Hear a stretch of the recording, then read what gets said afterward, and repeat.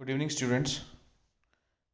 Welcome to another session of our online classes. This class is for the students of fifth semester, and the subject is General English. And today we are going to start the next chapter, which is the social costs of economic globalization. Social cost क्या है? Social यानी समाजी, cost यानी कीमत of economic globalisation, कि माशी जो globalisation है, यानी पूरी दुनिया जो है वो एक ही मतलब एक विलेज सा बन के रह गई है, हर इकोनॉमी एक दूसरे से लिंक हो गई है।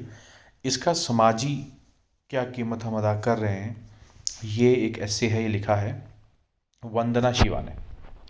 राइटर के बारे में पढ़ते हैं तो Vandana Shiva was born in 1952, is a physicist turned social activist. वो एक फिजिसिस्ट थी, यानी फिज़िक्स की साइंटिस्ट, और फिर वो एक्टिविस्ट बन गई, यानी किसी एक काज के लिए वो काम करने लग गए। She is an eco feminist, an eco feminist is an activist who fights for the rights of women and environment and women environment related issues. वो इको फेमिनिस्ट हैं, यानी इन्वायरमेंट इको फ्रेंडली चीज़ों के लिए भी वो जदोजहद करती हैं, और साथ ही फेमिनिज़म के लिए भी, यानी वुमेन से रिलेटेड और औरतों से रिलेटेड इश्यूज़, इन्वायरमेंट से रिलेटेड इश्यूज़, या वो इश्यूज़ जो इन दोनों के साथ जो हैं वो ताल्लुक़ रखते हैं, उन इश्यूज़ पे ये काम करती हैं एज एन एक्टिविस्ट। एक्टिविस्ट होते हैं जो मतलब जैसे मान लो कोई एक्टिविस्ट जो इन्वायरमेंटल एक्टिविस्ट होगा, वो ये कोशिश करेगा कि इन्वायरमेंट की डिग्रेडेशन कम हो, कटिंग ऑफ ट्रीज़ कम हो, ये सारी चीज़ें।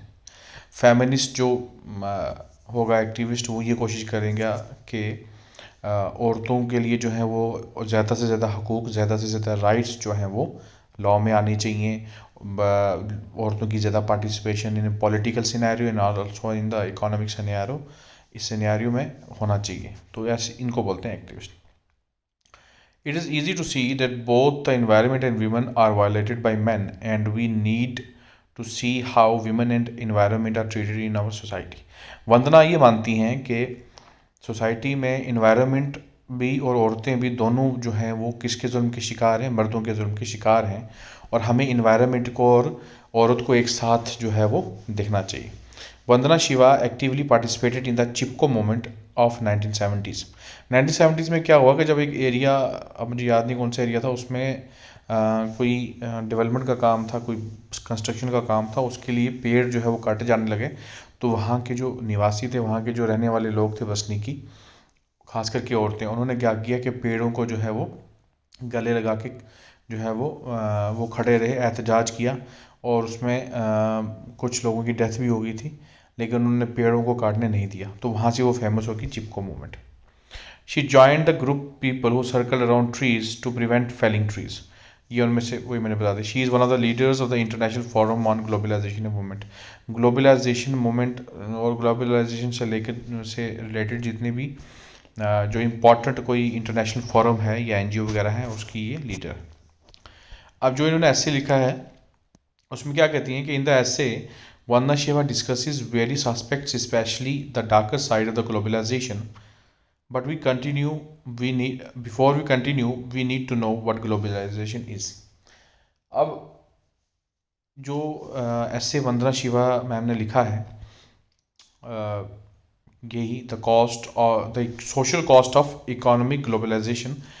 तो सबसे पहले उसको पढ़ने से पहले हमें ये जानना ज़रूरी है कि ग्लोबलाइजेशन क्या है। ग्लोबलाइजेशन, जो इकोनॉमी में ग्लोबलाइजेशन है, वो ये होती है कि हम अपनी इकोनॉमी को दूसरी इकोनॉमी से लिंक कर लेते हैं, ठीक है।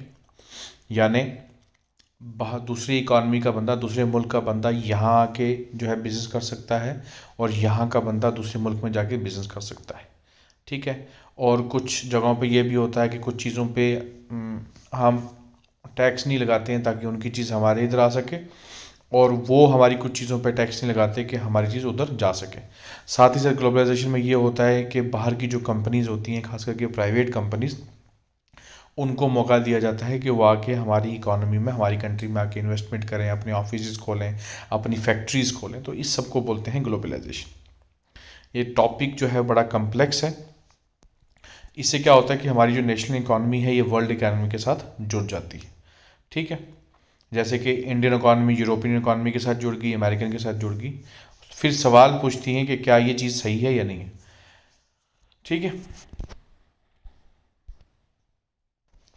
तो अब इसमें एक चीज़ जिक्र करना ज़रूरी है कि इंडिया में जो ग्लोबलाइजेशन का खास जो इरा स्टार्ट हुआ है वो 90s से स्टार्ट हुआ है, 1990, खास करके 1991 के बाद, जब नई पॉलिसी जो है एलपीजी वाली जो है वो लिक्विडिटी वाली, ठीक है, और ग्लोबलाइजेशन वाली, और प्राइवेट सॉरी लिक्विडिटी लाइसेंसिंग की, प्राइवेट शिप की, और ग्लोबलाइजेशन की जो नई कड़ी जो है वो इंडिया में स्टार्ट हुई, तो उसके बाद इंडिया की इकॉनमी जो है वो बेहतर होने लग गई। उससे पहले क्या हुआ था कि इंडिया 1991 के आसपास जो है क्राइसिस आ गए थे हमारी इंडिया में, हमारी इकॉनमी में, और उसमें हमारा क्रेडिट जो है वो बहुत कम हो गया था। तो हमारे मुल्क में जो है वो बहुत ज़्यादा इन्फ्लेशन, महंगाई हो गई थी। तो उसके बाद जो है 1991 में उस टाइम के finance minister mister Manmohan Singh थे, वो खुद भी एक जो है वो इकोनॉमिस्ट हैं। तो उन्होंने जो है ये जो नई पॉलिसीज़ थी जिसमें लाइसेंसिंग, यानी पहले क्या होता था कि जैसे इंश्योरेंस में सिर्फ गवर्नमेंट को इजाज़त थी कि जो है वो काम कर सकें, और किसी को लाइसेंस जो है वो नहीं दिया जाता था। फिर बाद में क्या किया कि स्टेट गवर्नमेंट्स को भी दिया गया, प्राइवेट ओनरशिप्स को भी दिया गया। प्राइवेटाइजेशन नहीं होती थी, यानी उससे पहले एसबीआई वगैरह ये जितने भी बैंक होते थे प्राइवेट, इनको जो है वो नेशनलाइज कर लिया गया था इससे पहले। तो उससे क्या हुआ कि जो हमारे कंट्री में जो डेवलपमेंट होनी चाहिए थी उतनी उस लेवल पे नहीं हो सकी, और इसी तरीके से महंगाई हुई और हमारी इकॉनमी बैठ गई। फिर जो प्राइवेटाइजेशन हुई तो उसमें क्या हुआ कि प्राइवेट बैंक्स खुले, प्राइवेट कंपनीज खुली, प्राइवेट फैक्ट्रीज और खुलने लग गई, और पैसा इन्वेस्ट होने लग गया। तो उससे क्या हुआ कि हमारी इकॉनमी और बेहतर हुई। और फिर जब ग्लोबलाइजेशन हो गया, यानी बाहर की कंपनीज आके यहाँ पे इन्वेस्ट करने लग गई, तो फिर और ही ज़्यादा सोने पे सुहागा हो गया। और आस्ता आस्ता क्या हुआ कि इंडिया में इनफ्लो ऑफ कैश होने लगा, कैपिटल होने लगा, और इन्वेस्टमेंट होने लगी। तो इससे और ज़्यादा जो है वो इकॉनमी को तरक्की मिली, इकॉनमी और ज़्यादा बढ़ती गई। ठीक है, तो बाकी इसका हम जो है नेक्स्ट क्लास में पढ़ेंगे इंशाल्लाह। आज के लिए इतना ही। अल्लाह हाफिज़।